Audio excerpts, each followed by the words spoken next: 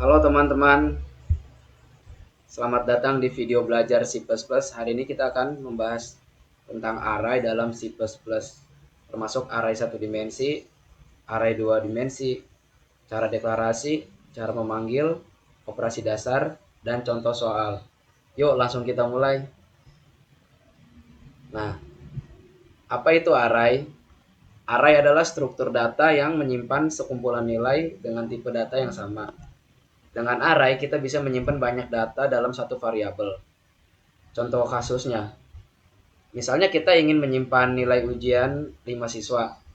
Tanpa array, kita harus membuat 5 variabel. Dengan array, kita cukup menggunakan satu variabel. Kode contohnya.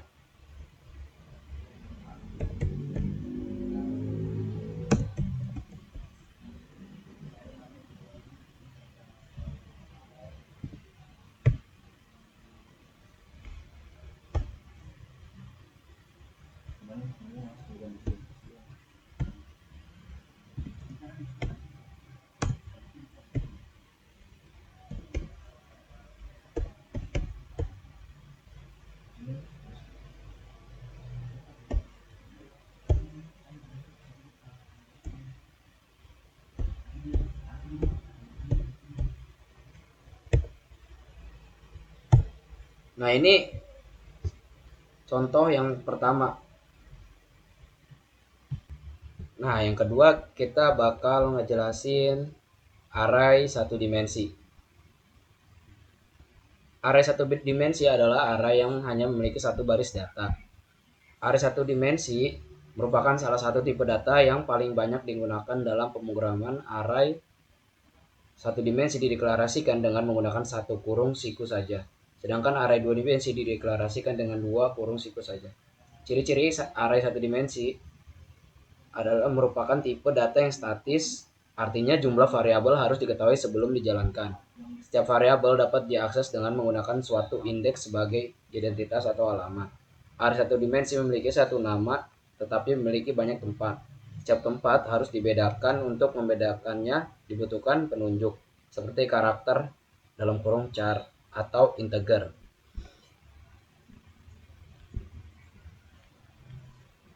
Cara deklarasinya seperti ini contohnya.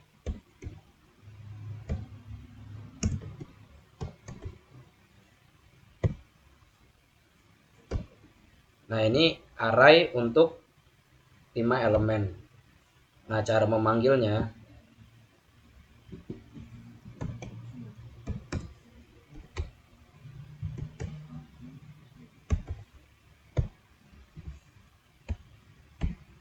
seperti ini. Untuk menampilkan elemen indeks kedua. Contoh program array satu dimensi.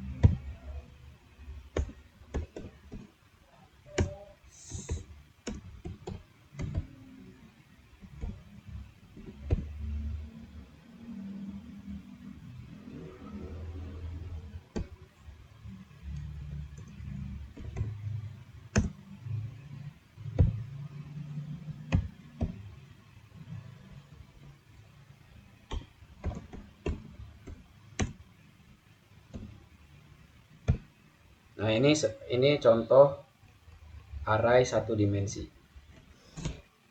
Yang ketiga ada cara mendeklarasikan array. Di C++ kita bisa mendeklarasikan array dengan ukuran yang diinputkan oleh pengguna menggunakan variabel. Dalam kurung dengan batasan hanya diperbolehkan dalam compiler yang mendukung variabel left array seperti GCC. Cara mendeklarasikannya seperti ini.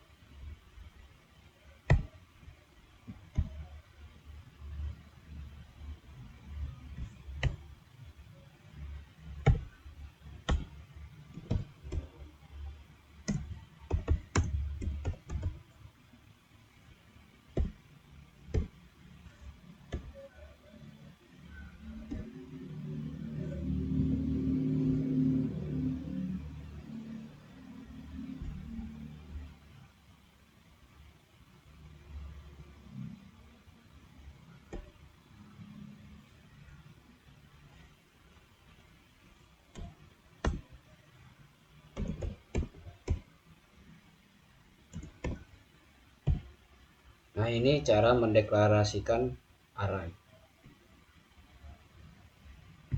Nah, sekarang operasi dalam array. Nah, ini operasi matriks satu dimensi dalam array. Kalau yang dua dimensi seperti ini. Nah, kita yang masuk ke yang terakhir, contoh soal dalam array dan pengerjaannya. Nah, di sini kita sudah model contoh soal dalam menggunakan array. Include IOStream ini adalah untuk mempreprosesor direktif yang memberitahu compiler untuk menyertakan library input atau output standar di C++ untuk menggunakan sin cout using namespace ini untuk membuat kita bisa menggunakan nama-nama seperti sin cout dan indl tanpa harus menuliskan std di depan setiap kali. Integer n mendeklarasikan variabel n yang akan digunakan untuk menyimpan jumlah elemen yang akan dimasukkan oleh pengguna. Cout masukkan jumlah elemen menampilkan pesan layar yang meminta pengguna untuk memasukkan jumlah elemen. Sin n menerima input dari pengguna dan menyimpannya dalam variabel n. Dan kalau float rata-rata, untuk menghitung rata-rata dengan membagi total dengan n, karena total adalah in dan n adalah in untuk memastikan hasil pembagian dalam angka desimal di cache menjadi tipe data float.